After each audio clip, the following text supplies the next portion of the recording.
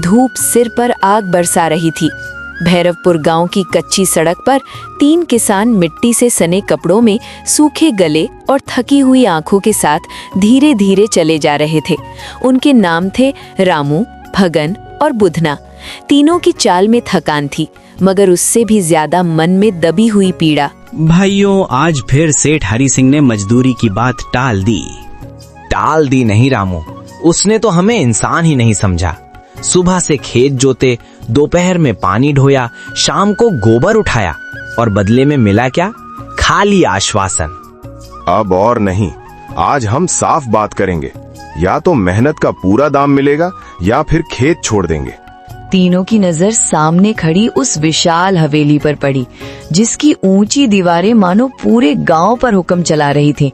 वही हवेली थी सेठ हरि सिंह की, गांव का सबसे अमीर और सबसे घमंडी आदमी। हवेली के बाहर खड़ा चौकीदार ऐसे अकड़ा हुआ था जैसे खुद सेठ का घमंड उसकी रीढ़ में घुस गया हो। तीनों किसान भीतर पहुंचे। अंदर पीतल की कुर्सी पर बैठा सेठ हरि सिंह पान चबा रहा था।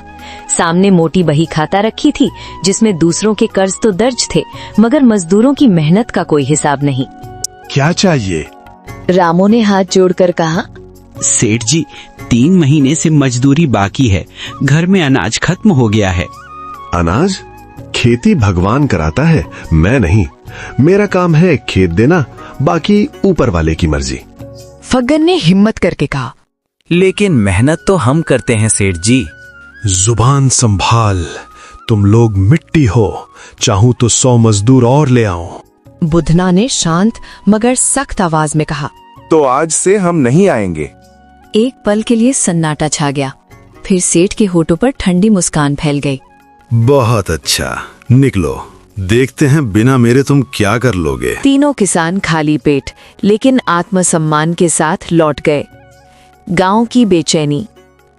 शाम होते होते पूरे भैरवपुर में बात फैल गई कि सेठ हरि सिंह ने 3 किसानों को निकाल दिया है। चौपाल पर लोग फुसफुसाने लगे। सेठ का घमंड अब आसमान छू रहा है।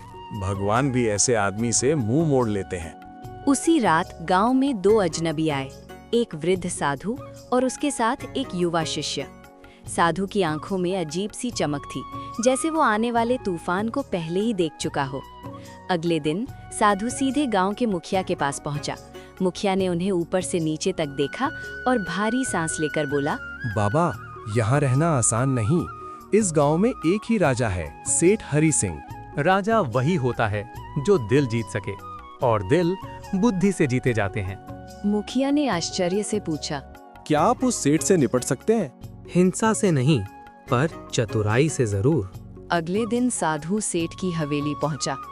उसने शांत स्वर में कहा, सेठ जी, मैं भविष्य देख सकता हूँ। अगर मेरी दौलत बढ़ती दिखे तो बोलो। दौलत बढ़ेगी, पर एक शर्त पर। सेठ की आंखों में लालच चमक उठा।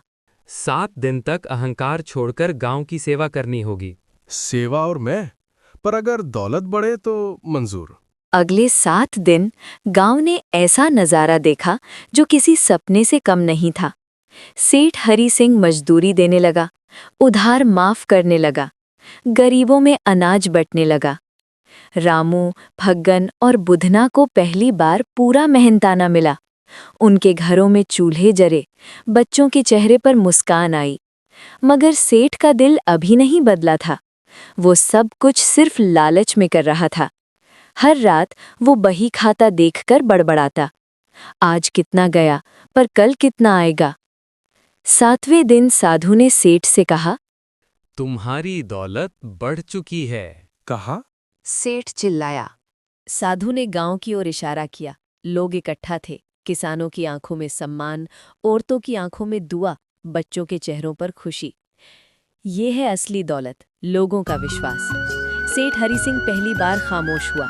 उसका घमंड टूट रहा था। सेठ की आंखों से आंसू बह निकले। उसने सिर झुकाकर कहा, आज से ये गांव मेरा नहीं, मैं इस गांव का हूँ। उस दिन के बाद भैरवपुर बदल गया। सेठ बदला और 3 किसानों रामू, भगन और बुधना की हिम्मत ने पूरे गांव का भविष्य बदल दिया।